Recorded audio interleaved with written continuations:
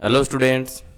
अब हम चलते हैं कक्षा 9 का जो इंग्लिश का वार्षिक एग्जाम का पेपर है उसको सोल्व करने के लिए। तो बहुत ही इम्पोर्टेंट पेपर है उन स्टूडेंट्स के लिए जो अंग्रेजी में कमज़ोर हैं और जिनको लग रहा है कि भी अंग्रेजी में उनके मार्क्स कम आने वाले हैं। तो एक बार इस पेपर को ज़रूर सोल्व कीजिए। ये पूरा आपका 9th का जो पैटर्न है, वार्षिक एग्जाम का जो पैटर्न है उस पर ये पेपर है। तो बहुत ही हेल्पफुल रहेगा आपके लिए। एक बार इस पेपर को सोल्व कीजिए, अच्छे नंबर आपके आएंगे। तो चलते हैं इस पेपर को सोल्व करने के लिए। देखो एग्जाम में पहला और दूसरा क्वेश्चन है पैसेज का आएगा, दोनों ही, और दोनों पैसेज हैं वो 10-10 नंबर के आएंगे। ठीक है, तो ये आपके लिए दोनों ही पैसेज बहुत ही इंपॉर्टेंट रहेंगे। शुरू से लेकर अंत तक इस पैसेज को देखते हैं, सोल्व करते हैं। तो देखो पहला जो ये पैसेज है वो एजुकेशन के बारे में है। नॉलेज की भी बुक्स पढ़ना है, उसके क्या क्या उद्देश्य होते हैं। नॉलेज के लिए पढ़ते हैं या फिर रोज़गार के लिए पढ़ते हैं या फिर बहुत से उद्देश्य है किताबों को पढ़ने के। तो इसके हम देखो लाइन मिला के सीधा उत्तर मिलाना, लाइन मिलानी है आपको। Some people think the aim of education is merely to give knowledge. कुछ लोगों को लगता है कि एजुकेशन का जो उद्देश्य है वो केवल नॉलेज देना है। तो यहाँ देखो गिव नॉलेज ये आ रखा है ना, नॉलेज आ रखा है। तो सिर्फ लाइन मिला के आपको लिखना है। बाय रीडिंग बुक्स वो do some people try to make addition to knowledge. देखो ये भी मिला है, बाय रीडिंग टू बुक इसमें दिया हुआ है ना। कुछ लोगों को लगता है कि भी किताबें पढ़ करके, है ना, वो ट्राई करते हैं मेक एडिशन टू, किसके अतिरिक्त क्या प्राप्त करने की ट्राई करते हैं। तो नॉलेज के अतिरिक्त वो रोटी कमाने की कोशिश करते हैं, है ना। तो नॉलेज इसका उत्तर है। ठीक है, आगे देखो वो do most people consider more important to earn. अधिकांश लोग ज़्यादा इम्पोर्टेंट अर्न करना किसको मानते हैं। ज़्यादा लोग हैं वो ब्रेड को अर्न करना इंपॉर्टेंट मानते हैं, रोटी को कमाना इंपॉर्टेंट मानते हैं। Education should M at things together. Education है उसका लक्ष्य तीनों चीज़ों पर है एक साथ। इसमें दिया हुआ है लाइन में 3 थिंग्स टुगेदर। ये देखो 3 थिंग्स टुगेदर, तो सीधी लाइन ही आपको मिलानी है। ठीक है, what kind of citizen should education produce. किस प्रकार की सिटीजन्स एजुकेशन प्रोड्यूस करती है। Who love their own country, जो अपने देश से प्रेम करता है, और who do not harm the other countries, जो दूसरे देशों को हार्म नहीं करे। ये दोनों प्रकार के लोगों को एजुकेशन प्रोड्यूस करते हैं। तो ये देख लो यहाँ पर do not produce citizens who while love their own country and take away the freedom of others. यानी ऐसे लोगों को एजुकेशन प्रोड्यूस नहीं करती जो भाई अपने खुद की स्वतंत्रता से प्रेम करते हैं और दूसरे की स्वतंत्रता ले लेते हैं। ऐसे लोगों को एजुकेशन प्रोड्यूस नहीं करती। तो इसका सी उत्तर है। Education should not produce citizens. Education है वो education should not produce the citizens. Education है वो सिटीजन्स को प्रोड्यूस नहीं करती है। Who take away the freedom of others, जो दूसरों की स्वतंत्रता ले लेते हैं। तो अभी देखो take away the freedom of others ये लाइन मिल रही है ना। तो ये इसका उत्तर है A. What is others belief is, दूसरों का विश्वास अभी भी क्या है। दूसरों का अभी भी विश्वास है कि education should aim solely at making good citizens and good patriot. कि एजुकेशन का मुख्य उद्देश्य है अच्छा नागरिक बनाना और अच्छा देशभक्त बनाना। ये एजुकेशन का उद्देश्य है, ये अभी भी कई लोग मानते हैं। By developing love for country education gives right to patriots. यानी खुद के देश के प्रति प्रेम विकसित करना, इसके लिए एजुकेशन किसको राइज करती है, देशभक्तों को राइज करती है, पैट्रियट्स को। The people who love their own country do not want to harm the other countries. लोग जो अपने देश से प्रेम करते हैं वो दूसरे देशों को हार्म नहीं करते, हानि नहीं पहुंचाते, हार्म आएगा। ये लाइन मिलानी है आपको। Person with full rights in the country is called citizen. व्यक्ति जिनमें एक देश के पूरे अधिकार हैं, व्यक्ति जिनके पास एक देश के पूरे अधिकार उनको सिटीजन कहते हैं। तो देखो लाइन मिला के आपको उत्तर लिखना बहुत ही इजी है। दूसरा क्वेश्चन है वो बर्ड्स के बारे में, पक्षियों के बारे में, तो आपको सीधा लाइन मिला के लिखना है। What is one of the greatest mysteries of the birds life. Birds life के बारे में सबसे बड़ी मिस्ट्री क्या है, तो ये देखो पहली लाइन यहाँ से उतर गए, one of the greatest mysteries of the birds life is travelling. Travelling birds की लाइफ में सबसे बड़ी मिस्ट्री है, तो ये पहले का उत्तर है। दूसरा, when did the birds travel every year. Birds हर साल कब ट्रेवल करते हैं, कब ट्रेवल करते हैं, देखो every year bird travel during autumn and early winter. ये देखो ये उत्तर है ना, एवरी ईयर ड्यूरिंग ऑटम और अर्ली विंटर बर्ड्स ट्रेवल करते हैं। ऑटम के दौरान और विंटर के शुरुआत में बर्ड्स ट्रेवल करते हैं, तो ये दूसरे का उत्तर है। ठीक है। तीसरा, from which regions birds travel to southern warmer lands. देखो कौन से क्षेत्र से बर्ड है वो दक्षिणी गर्म प्रदेशों की यात्रा करते हैं, कौन से क्षेत्र से, तो दिया हुआ देखो from northern regions of Asia, Europe and America to southern warmer land से, तो सीधा सा bird travels from northern regions, northern क्षेत्र हैं जो एशिया के, यूरोप के और अमेरिका के, वहां से बर्ड ट्रेवल करते हैं, तो ये तीसरे का उत्तर है यहाँ पर। When did the birds return again, वापस बर्ड कब रिटर्न करते हैं होते हैं, तो देखो दे मेक रिटर्न, यहाँ देखो they make return journey again, दोबारा वो रिटर्न जर्नी करते हैं during spring and early summer, spring के दौरान और समर के दौरान करते हैं, अर्ली समर। ठीक है, तो ये चौथे का उत्तर है। पांचवा, वे why are the birds delayed, पक्षी है वो डिलेड क्यों हो जाते हैं, they were delayed by bad weather. ये देखो यहाँ पर they were delayed by bad weather, वो बेड वेदर से डिले हो जाते हैं, लेट हो जाते हैं, तो ये पांचवे का उत्तर है। ठीक है। छठा, what are the danger and hardship did the birds face while travelling, travelling के दौरान कौन सा खतरा वो फेस करते हैं, तो यहाँ देखो they face many danger and hardship while travelling along long distances through air over hills forest plains large distances of water. तो ये आप यहाँ से ये लाइन लिख सकते हो। ठीक है, पूरी लाइन लिखनी है। ठीक है, ये छठे का होता है। वैसे कौन से खतरे होते हैं, तो खतरे उसमें आगे लिखा हुआ सडन स्टॉर्म, अचानक तूफान है ना, या फिर वो समुद्र से भा दिए जाते हैं, या फिर लहरों में डूब जाते हैं, है ना, ये इसके उत्तर हो सकते हैं। ठीक है। Vote attract and confuse the birds at night, रात को कौन सी चीजें पक्षियों को अट्रैक्ट करती है, कंफ्यूज करती है, at night bright lights attract and confuse the birds, तो ये लाइन इसका उत्तर है। ब्राइट लाइट है वो पक्षियों को अट्रैक्ट करती है और कंफ्यूज भी करती है, ये सातवें का उत्तर है। ठीक है।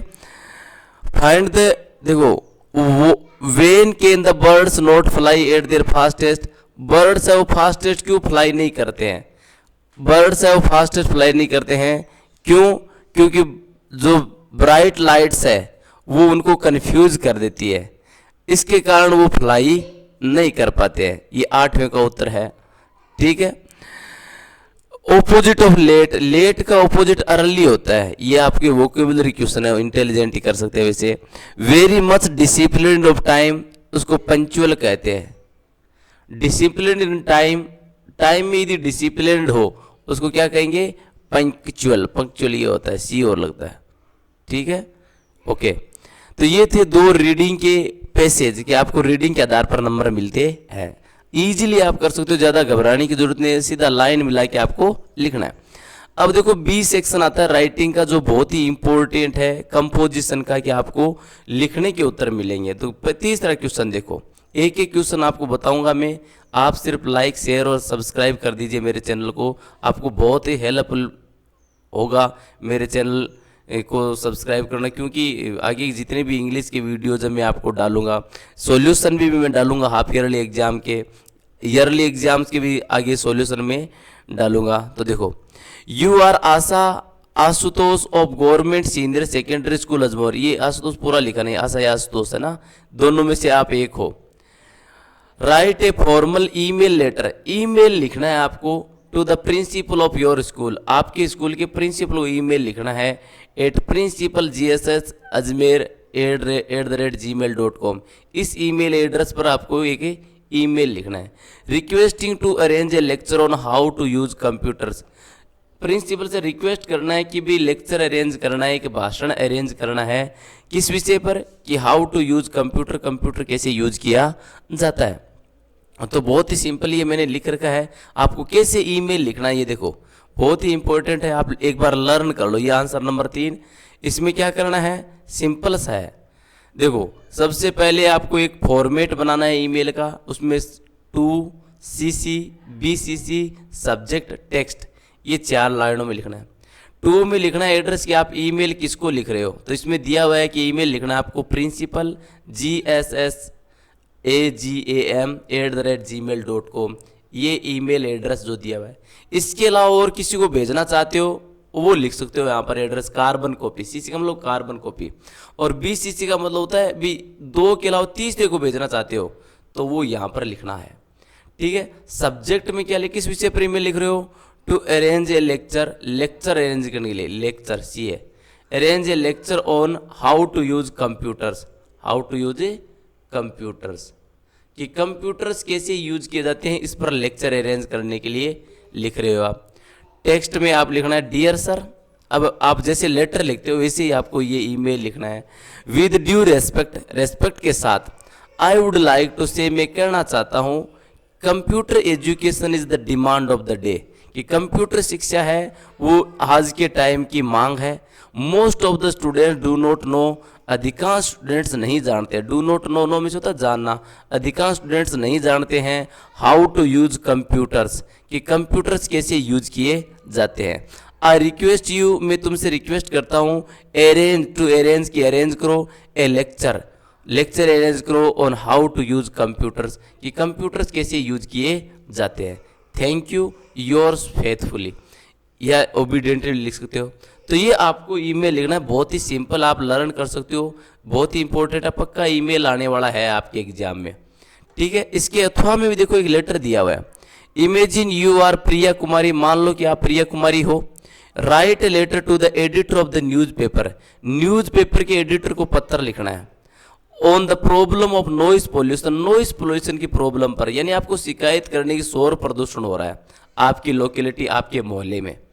तो देखो ये लेटर कैसे लिखा जाता है ये आपको मैं बता रहा हूँ, लिखा हुआ है, सिर्फ आपको रीड करना है, समझना है। देखो ये देखो अथवा में लेटर, सबसे पहले क्या लिखना है लेटर में, खुद का एड्रेस। अब आप प्रिया कुमारी हो, कहाँ से ये दिया हुआ नहीं है, तो आप कोई सा एक एड्रेस लिख दो, 124C रानी बाजार बीकानेर, ये आपका एड्रेस है।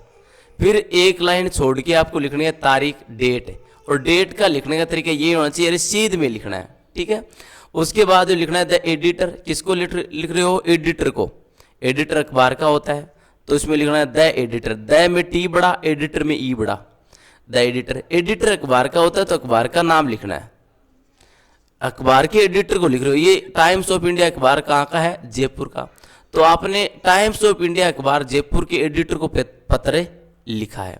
ठीक है, ये तारीख के बाद लिखना है।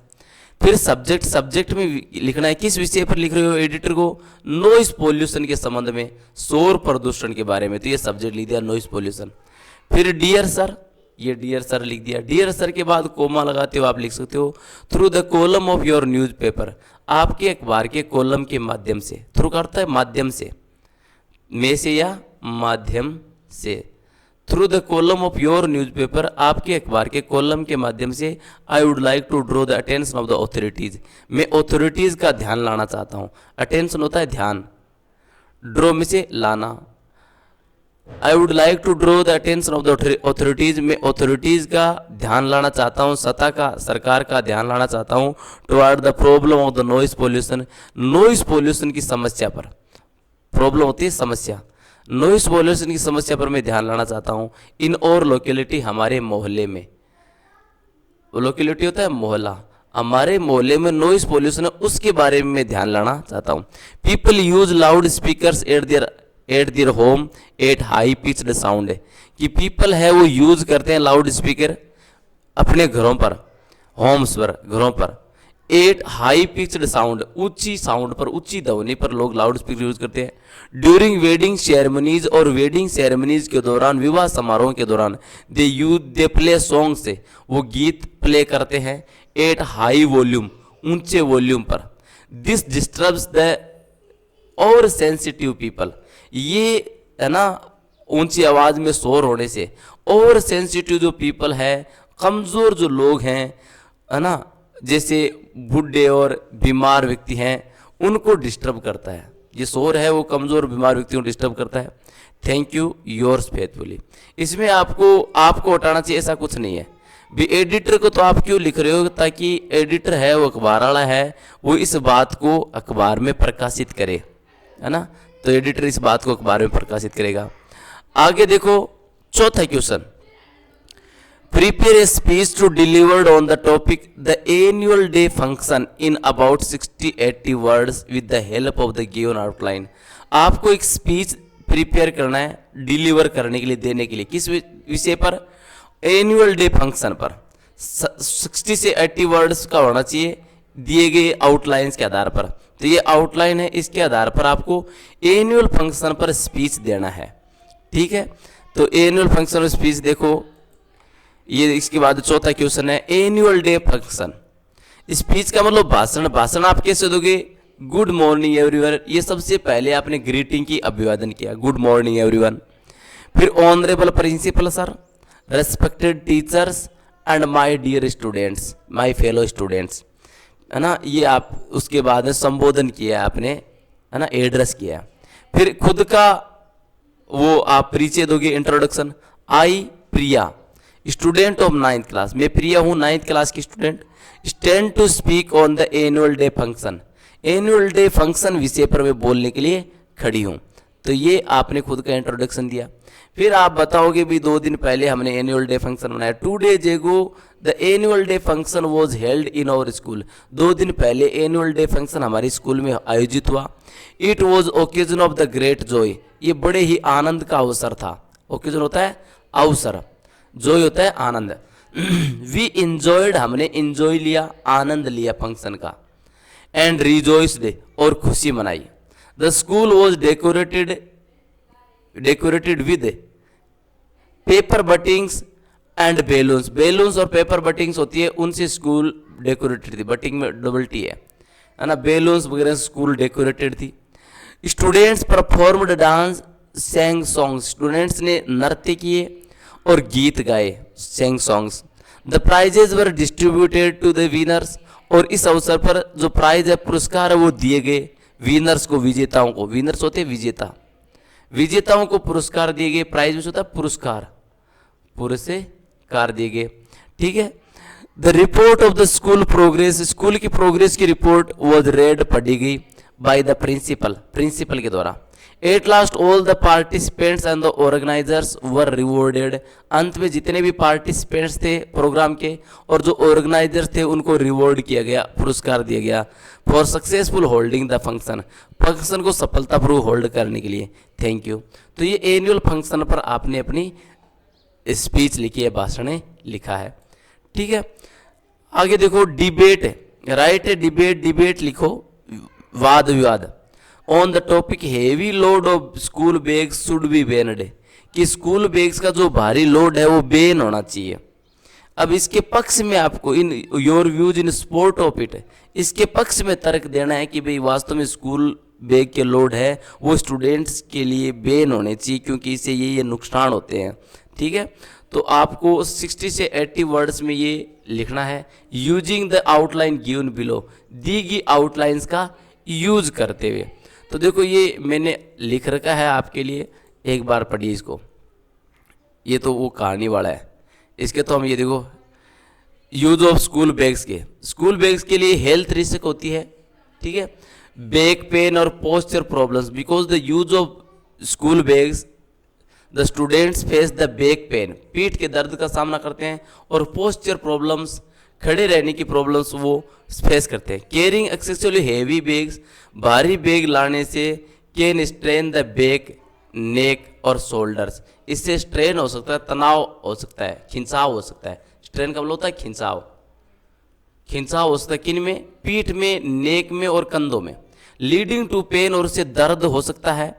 Potentially causing the long term posture, और इससे क्या होता है कि लंबे समय तक पोस्चर, जो पोस्चर होता है बैठने उठने की जो स्थिति होती है, उनमें दर्द हो सकता है या स्थिति आपकी दिक्कत कर, बैठने उठने में दिक्कत होने लग सकती है।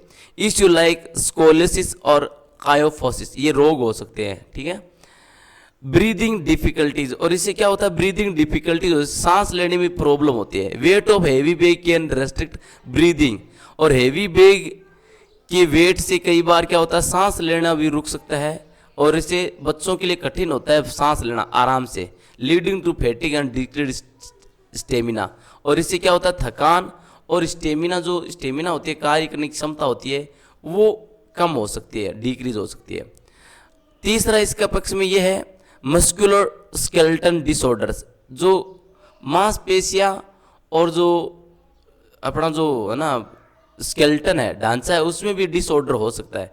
Chronic exposure to prolonged muscular skeleton stress from heavy bags can predispose the individual to chronic pain syndromes like chronic low back pain. इससे क्या होता है कि आपकी जो बैक है वो लगातार भारी बैग सहन करते करते डिसऑर्डर का सामना कर सकती है। तो ये है इसके पक्ष में तर्क, ठीक है। आगे देखो पांचवा, right a story using the given outlines. In outlines का यूज करते हुए कहानी लिखनी है। तो देखो कहानी आपको लिखनी है, ओल्ड फार्मर, उसके 4 बेटे क्वारल्स, झगड़ते हैं, बीमार हो जाता है किसान, उनको बुलाता है, उनको देता है बंडल ऑफ स्टिक्स, लकड़ियों का एक बंडल देता है, उनको तोड़ने के लिए कहता है, खोलने के लिए कहता है ना, और सजेस्ट करता है ना। अब ये देखो ये पूरी कहानी है, यूनिटी इज स्ट्रेंथ, एकता ही ताकत है। इस विषय पर किसान है वो अपने बेटों को शिक्षा देता है। तो इसकी देखो कहानी मैंने लिख रखी है यहाँ पे, इसको दोबारा रिवाइज कर सकते हो। कहानी है यूनिटी इज स्ट्रेंथ या a farmer and his 4 sons, किसान और उसके 4 बेटे। Once upon a there was a farmer, एक बार एक किसान था, ही हैड 4 सन्स। आपको शुरू करना ट्रेडिशनल लगेगा, once upon a time there was a farmer, एक बार एक किसान था, उसका टाइटल भी देना है a farmer and 4 sons, farmer और 4 बेटे, ठीक है। फिर लिखना है once upon a time there was a farmer, एक बार एक किसान था, ही हैड 4 सन्स, और उसके 4 बेटे थे। वो frequently quarrelled with each other, जो प्राय एक दूसरे से झगड़ते थे। He was worried about their future, और किसान उनके फ्यूचर के बारे में डरा हुआ था। How he would handle challenges as the adults, वो चैलेंज को कैसे हैंडल करेगा, बड़े होंगे तो वो कैसे चुनौतियों को हैंडल करेंगे। One day he realised he needed to teach them a valuable lesson, एक दिन उसने रियलाइज किया कि भी उसे ज़रूरत है उनको एक लेसन सिखाए, कोई शिक्षा सिखाए, पाठ सिखाए, वैल्यूएबल लेसन सिखाए, वैल्यूएबल से मूल्यवान लेसन सिखाए। ही कॉल्ड देम टुगेदर, उसने उन सभी को बुलाया। प्रेजेंटेड देम, उनको प्रेजेंट किया। ए बंडल ऑफ स्टिक्स, लकड़ियों का एक बंडल दिया। टाइटली टुगेदर, जो एक साथ बंधा हुआ था, लकड़ियों का बंडल उनको दे दिया, भाई ये लो।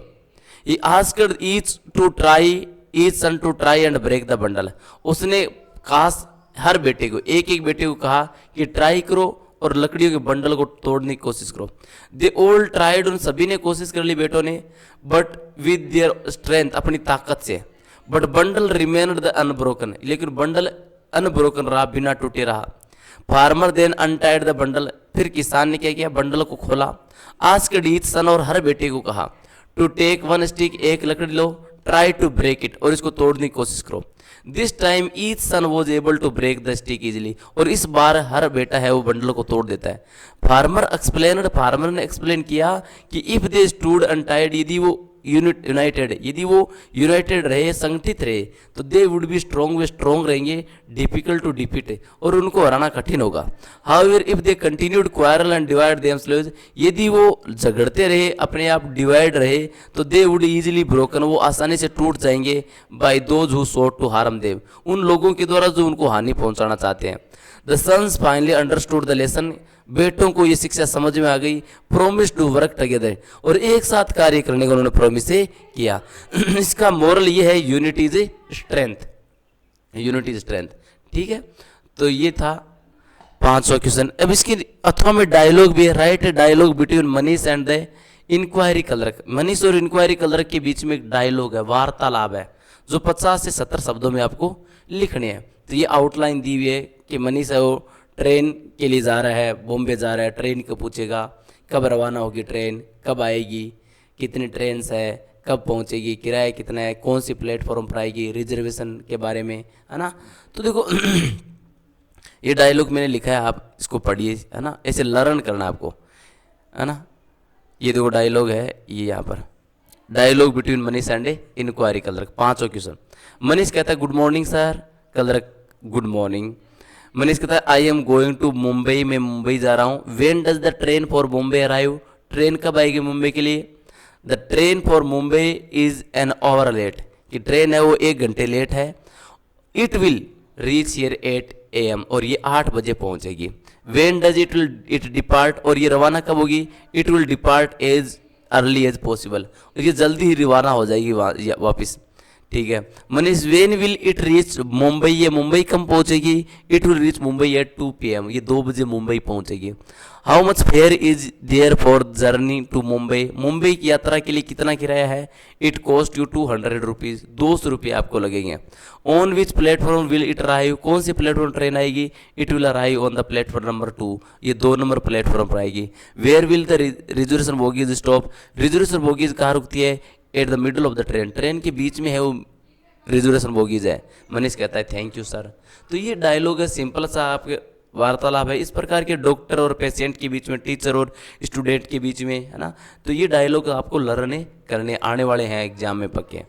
अगर देखो ग्रामर, ग्रामर में सबसे पहले प्रीपोजिशन की क्वेश्चन है। What is the time by your watch, तो इसमें बाय आएगा, डी सही है।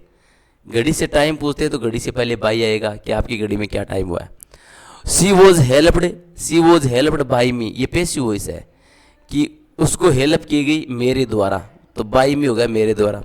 Tears roll down from his eyes, tears roll down from his eyes आएगा कि उसकी आंखों से आंसू लुढ़ गए।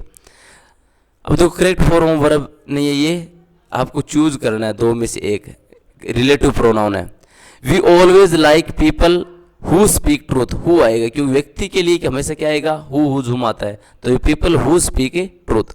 Can you tell which pen या whose pen is this, can you tell whose pen is this, क्या तुम बता सकते हो ये किसका पेन है।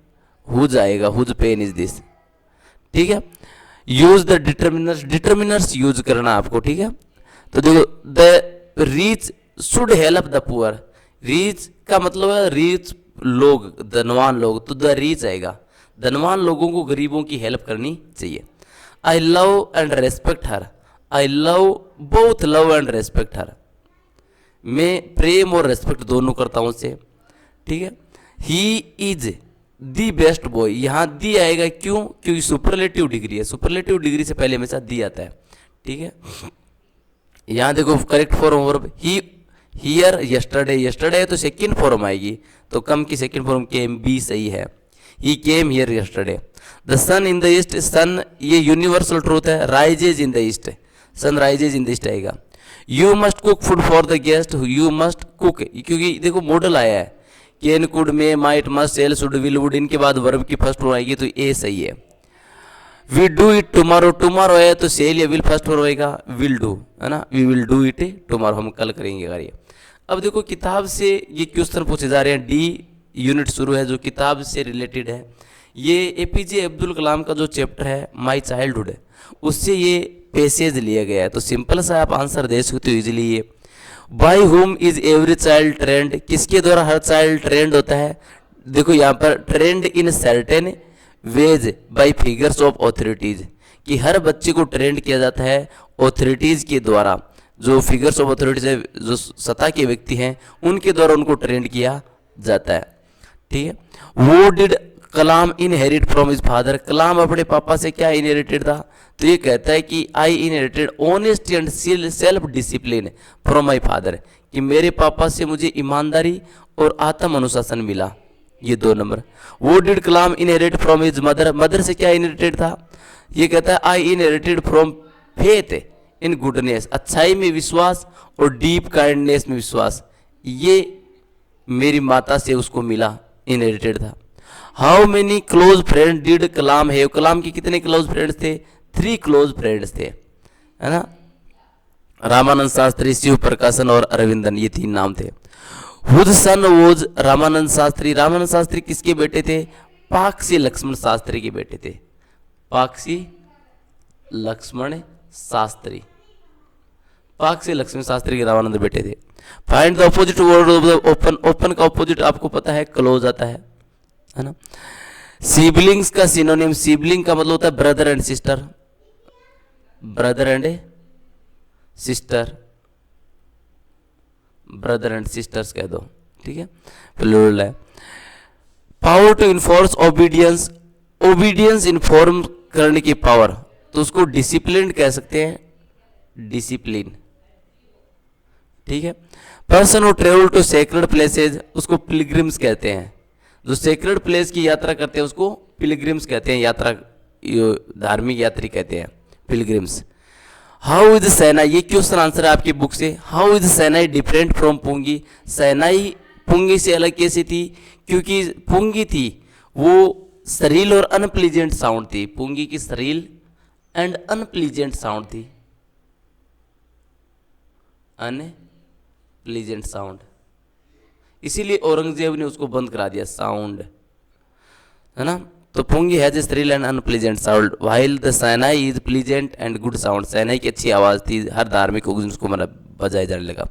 What are two important earth shaking decision did the doctor take while he was looking to mirror, दर्पण में देखते टाइम डॉक्टर ने कौन से दो निर्णय लिए थे, कौन से दो अर्थ शेकिंग डिसीजन लिए थे। एक तो उसने लिया कि he will save daily, he will save daily, कि वो डेली सेविंग करेगा, दाढ़ी बनाएगा, ठीक है। और सेकंड उसने डिसीजन लिया कि he will keep smile, he will keep smile, क्यों हमेशा स्माइल रखेगा, मुस्कुराहट रखेगा चेहरे पर, ऑन हिज फेस, अपने चेहरे पर। ये दो डिसीजन उसने लिए थे। Name the 5 kind of fluids, 5 प्रकार की फ्लूइड्स के नाम बताओ। तो देखो 5 प्रकार के फ्लूइड्स है। डीप ने, ये देखो डीप ने है NEH, है ना। दूसरी जापानीज सेंक्वेंची, जापानीज सेंक्वेंची, जापानीज सेंक्वेंची। तीसरी डीप बांसुरीज ऑफ द क्लासिकल हिंदुस्तानी, नहीं क्लासिकल बांसुरीज ऑफ हिंदुस्तानी, हिंदुस्तान की क्लासिकल बांसुरीज, और चाइना की बांसुरी, और एक अमेरिका की बांसुरी। तो ये 5 प्रकार की बांसुरीज को यहाँ डिस्क्राइब किया गया है। जेरार्ड प्रोफेशन, जेरार्ड का क्या प्रोफेशन था, तो सिंपल था। जो जेरार्ड का प्रोफेशन था, जेरार्ड का प्रोफेशन था वो, सॉरी वो प्ले राइटर था, प्ले राइट, यानी वो नाटक लिखता था, प्ले राइट था जेरार्ड का, ठीक है, प्ले राइट था।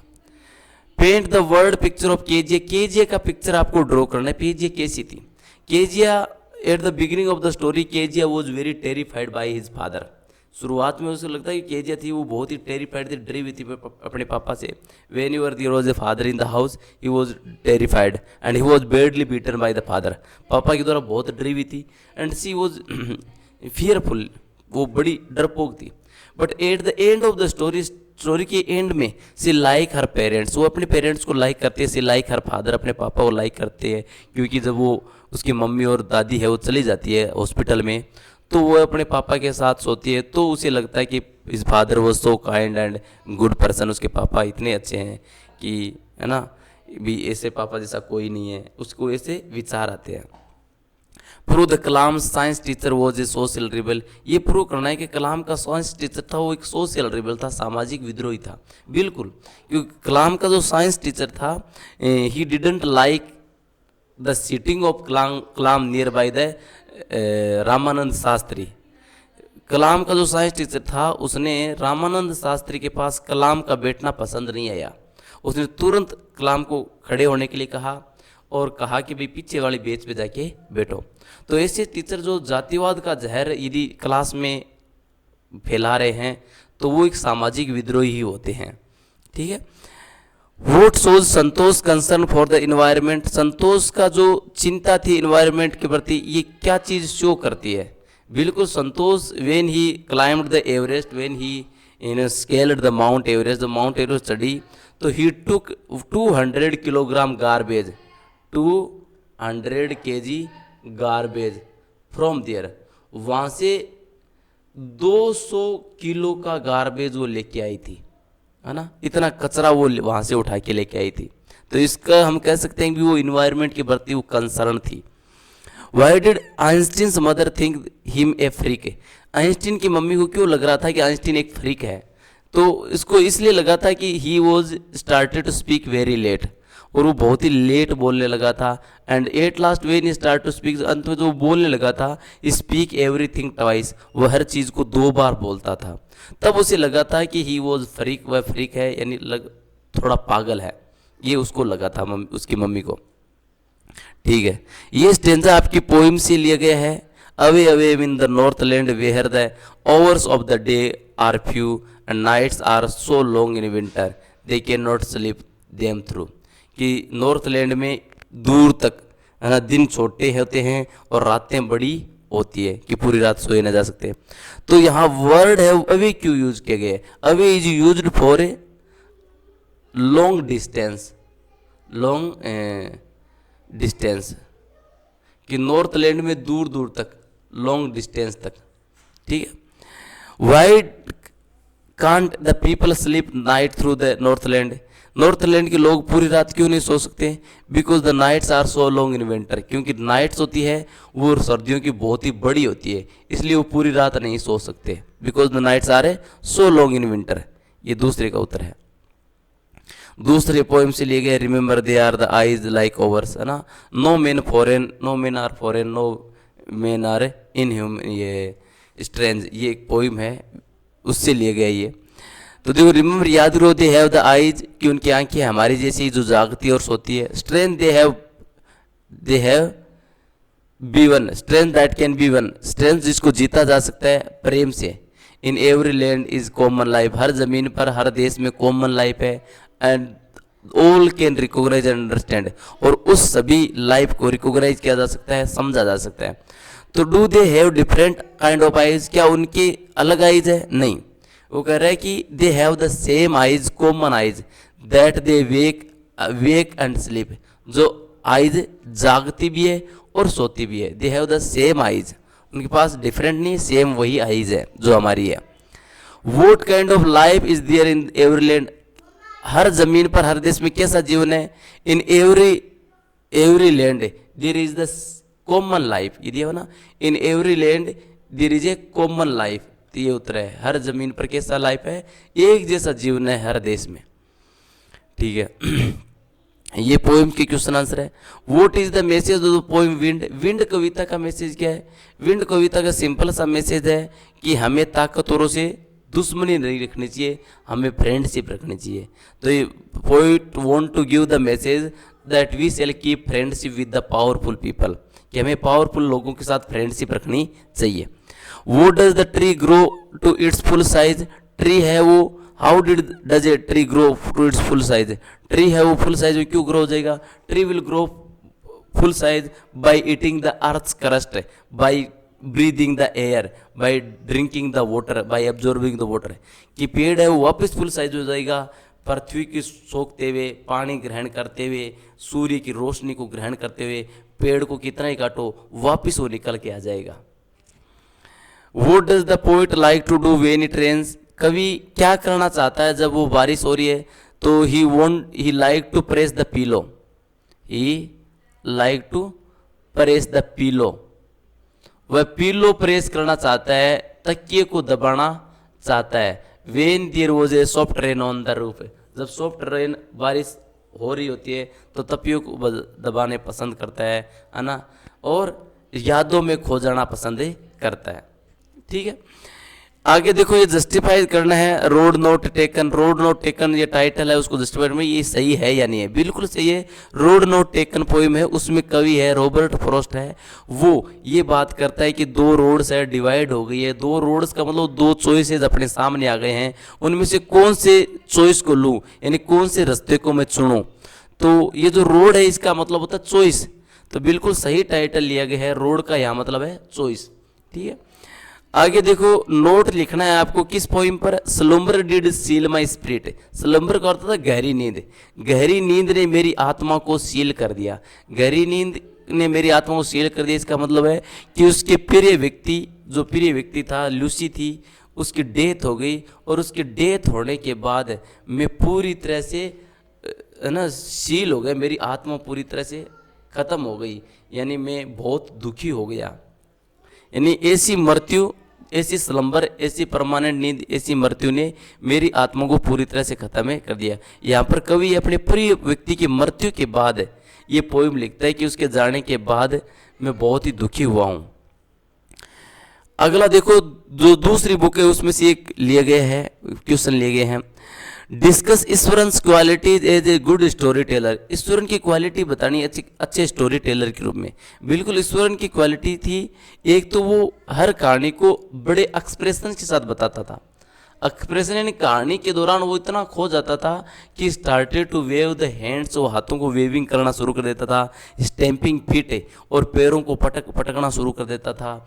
एंड भी हाथी की कहानी बता रहा है कि भाई हाथी इस प्रकार स्कूल में घुसा, वो पेड़ों को उखाड़ने लगा, तो वो हाथ जैसे सूंड वेव करता है वैसे ही वो हाथों को वेव करता है, स्टैम्पिंग द फीट, पैरों को पटकना शुरू कर देता है। तो इस पावर ऑफ एक्सप्रेशन, वो उस के एक्सप्रेशन बहुत अच्छे होते थे। Second, he tell the story elaborately, elaborate बहुत अच्छा करता था, यानी कहानी का विस्तार करना। जैसे उसको कहना था कि सड़क पर पेड़ गिरा हुआ था, तो वो ऐसे नहीं कहना था सीधा कि सड़क पर पेड़ गिरा था, वो कहता था कि सड़क सुनसान थी, मैं अकेला था और मेरे सामने अचानक मुझे एक बहुत बड़ा विशाल दैत्य दिखाई दिया, राक्षस दिखाई दिया। जब मैं नज़दीक गया तो मुझे पता चला कि यह तो अपनी लंबी शाखाओं वाला पेड़ पड़ा था। तो एक छोटी सी बात को बड़ा लेंथ थी वो कहता था। तो उसके power of expression and the power of elaboration, किसी बात को बहुत ही अच्छी तरह से एलिबरेट करता था। ठीक है, आगे देखो, सू को फ्रेंड के रूप में कैरेक्टराइज करना है। सू और जॉन्सी दो फ्रेंड थी और जॉन्सी है वो बीमार पड़ गई थी। जॉन्सी फेल इल, जॉन्सी बीमार पड़ गई थी and he take care of the Johnsy very well, Sue take care of the Johnsy very well. Sue ने जॉन्सी की बहुत बड़ी देख के रखी थी। He give the medicine proper time से मेडिसिन दे रही थी। He try to instil the positive thoughts में इंस्टिल करने का प्रयास कर रही थी। He talk to the doctors से उसने बात की। He also talk to the Behrman, the old man living under and the ground floor जो बेरमन था उससे भी उसने बातचीत की थी। तो उसने, सू ने एक फ्रेंड के रूप में बहुत ही अच्छा रोल प्ले किया था। ठीक है, आगे देखो, अगला क्वेश्चन है, what are the things that boy want in the fair. कौन सी चीजें लड़का मेले में लेना चाहता था। He want to buy the toys, वह खिलौना लेना चाहता था। He want to purchase the sweets, वह मिठाइयाँ लेना चाहता था। He want to buy the balloons, वह बैलून्स लेना चाहता था। ही वांट टू गो इन मेरी गो राउंड, वो मेरी गो राउंड में जाना चाहता था, है ना। सभी जगह वो खेलना कूदना चाहता था मेले में, लेकिन लास्ट में खो जाता है तो उसके बाद कोई चीज़ वो लेना पसंद नहीं करता है। How does the Toto came to grandfather's private zoo, Toto grandfather के प्राइवेट जू में कैसे आया। टोटो ने, ग्रैंडफादर ने टोटो को एक टोंगा ड्राइवर से 5 रुपये में खरीदा था, 5 पैसे में खरीदा था, टोंगा ड्राइवर से लिया था उसने, है ना। Vote various jobs did the beggar do for the advocate, advocate था वो सरजई था, सरजई ने कौन से कार्य बेगर ने किए। तो बेगर था, लसलोफ था, उसने सरजई के लिए बहुत काम किए थे। ही कट द वुड्स फॉर सरजई, सरजई के लिए लकड़ियां काटता था और सरजई के लिए फर्नीचर सेट करता था। ये भिखारी था और भिखारी से इस सरजई ने, एडवोकेट ने इस लसलोफ को एक अच्छे इंसान में बदल दिया था। ठीक है, बेरमन का मास्टरपीस क्या था। बेरमन ने मंजिल के पीछे एक जो आईवी लिप है वो ओरिजिनल आई लिप कोर के टंगाई थी, जिससे जॉन्सी का जीवन बच गया था। ये उसका मास्टरपीस था और यही सपना था बेरमन का।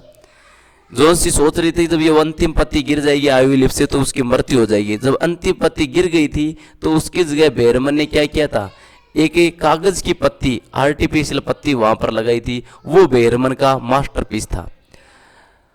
The lost child is a story of Mulk Raj Anand, love story है वो मलकराज आनंद की कहानी है। How much did grandfather pay as a toto fare, fare के रूप में टोटो को ग्रैंडफादर ने कितने दिए थे, 5 रुपये दिए थे, सॉरी 5 रुपीज, 5 रुपये आएगा, 5 रुपये है ही नहीं तो या 4 रुपीज मान लेते हैं। वोट वॉज सरजई, सरजई कौन था, Sergei was an advocate, Sergei advocate था।